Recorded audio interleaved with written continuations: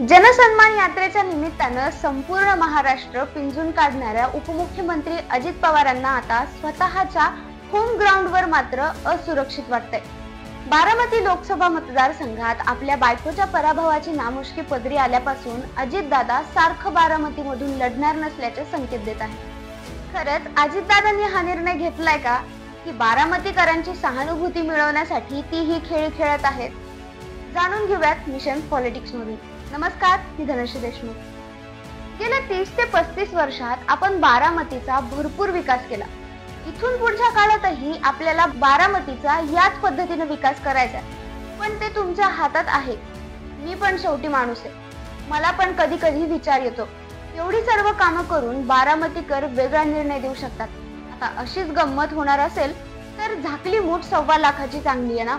जिथं पिकतं तिथं विकत नाही। बारामतीकरांना मी सोडून दुसरा आमदार मिळाला आहे। मग तुम्ही 1991 ते 2024 ची तुलना करा। अजित पवार यांनी बारामतीतील एका मेळाव्यात असं हताश उद्गार काढून यंदाच्या विधानसभेत आपण बारामतीतून लढणार नसल्याचे संकेत दिले आहेत। अजितदादांनी हे सांगताच उपस्थित कार्यकर्त्यांनी मात्र त्यांच्या विधानाला तीव्र विरोध केला। नाही नाही दादा, आम्हाला तुम्हीच पाहिजे असा आग्रह करून एकच वादा अजितदादा अशा घोषणाही देण्यात आल्या। पूर्वी अशा घोषणा झाल्या की अजितदादाही हुरळून जायचे, त्यांच्या अंगावर कणभर मासही चढायचे।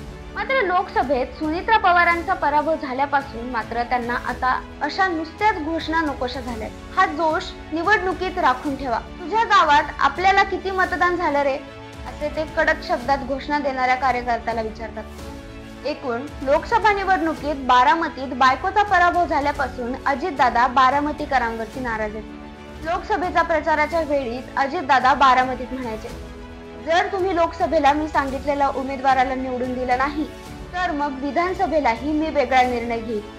पण अजितदादांच्या या दम भरण्याचा बारामतीकरांवर काहीही परिणाम झाला नाही। त्यांनी लोकसभेला शरद पवार यांचा शब्द प्रमाण मानून सुप्रियाताईंना विजयी केलं। आता विधानसभेचं काय असा प्रश्न येतोच। अजितदादा गेल्या 35 वर्षांपासून म्हणजे 6 ते 7 निवडणुकांपासून बारामती विधानसभेत सातत्याने निवडून येत आहेत। अर्थात या प्रत्येक निवडणुकीत शरद पवारांचा आशीर्वाद त्यांच्या पाठीशी असायचा।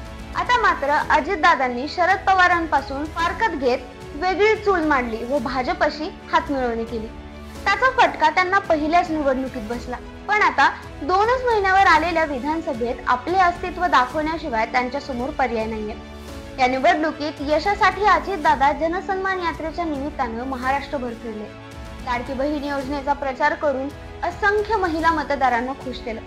पण घरच्या बारामतीतच पराभवाची अजितदादांना भीती वाटते, म्हणूनच ते बारामतीचं मैदान सोडण्याची भाषा करतात असं अजितदादांच्या विरोधकांना वाटतं।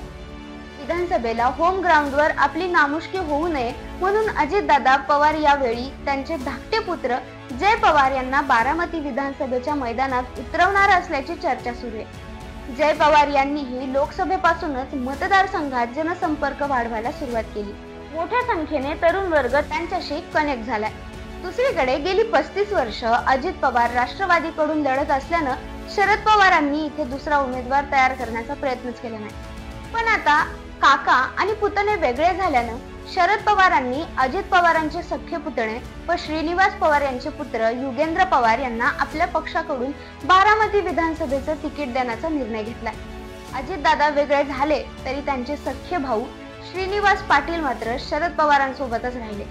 अजितदादांची भूमिका त्यांना पटलेली नव्हती, हे त्यांनी अनेकदा जगजाहीर सांगितले। त्यांचे पुत्र युगेंद्र यांनीही लोकसभेच्या वेळी आजोबांच्या साथीनं मतदारसंघ पिंजून काढला व सुप्रिया सुळेंच्या विजयात सिंहाचा वाटा उचलला। त्यामुळे आता अजितदादांविरोधात युगेंद्रलाच मैदानात उतरवण्याची तयारी शरद पवारांनी केली। पण जर अजितदादांनी बारामतीचं मैदान सोडण्याचं ठरवलं तर मात्र जय विरुद्ध युगेंद्र अशी 2 चुलत भावांमध्ये लढत होऊ शकते।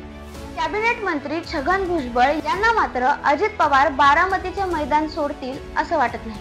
अजित पवार हे आमच्या ग्रुपचे कॅप्टन आहेत, ते निश्चितच निवडणूक लढवतील अशी मध्यशस्त्र ते टाकून देणार नाही। लोकसभा निवडणुकीत जे झालं ती व्यथा त्यांनी मांडली। मी स्वतः 78 वर्षांचा आहे, मग मला ते निवडणूक लढवायला का सांगतात, मग स्वतः का माघार घेतील असा विश्वास भुजबळांनी व्यक्त केला। राजकीय विश्लेषकांच्या मते बारामतीकरांना भावनिकदृष्ट्या ब्लॅकमेल करण्यासाठी अजितदादा बारामतीतून निवडणूक न लढवण्याबाबत चर्चा घडवून आणत आहेत। लोकसभा निवडणुकांच्या वेळीही अजितदादांनी पवार घराण्यात मी एकटा पडलोय असं सांगून मतदारांची सहानुभूती मिळवण्याचा प्रयत्न केला होता। लोकसभेला बारामतीकरांनी शरद पवारांचं ऐकलं तर विधानसभेला त्यांनी आपल्या पाठीशी उभं राहावं अशी अजितदादांची इच्छा आहे। सुप्रिया सुळे राजकारणात आल्यापासून पवार घराण्यात तसा अलिखित नियमच ठरला होता की दिल्लीत ताई आणि राज्यात दादा। आतापर्यंत तसंच घडत आलं, पण लोकसभेला जसा दगाफटका झाला तसा विधानसभेला होऊ नये। लोकांनी स्वतःहून सांगावं की अजितदादा आम्हाला तुम्हीच पाहिजे। मतदारांनी स्वयंस्फूर्तीनं आपल्या मागे राहावं अशी अजितदादांची राजकीय खेळी आहे। काहीही झालं तरी अजितदादा बारामतीचं मैदान सोडणार नाही।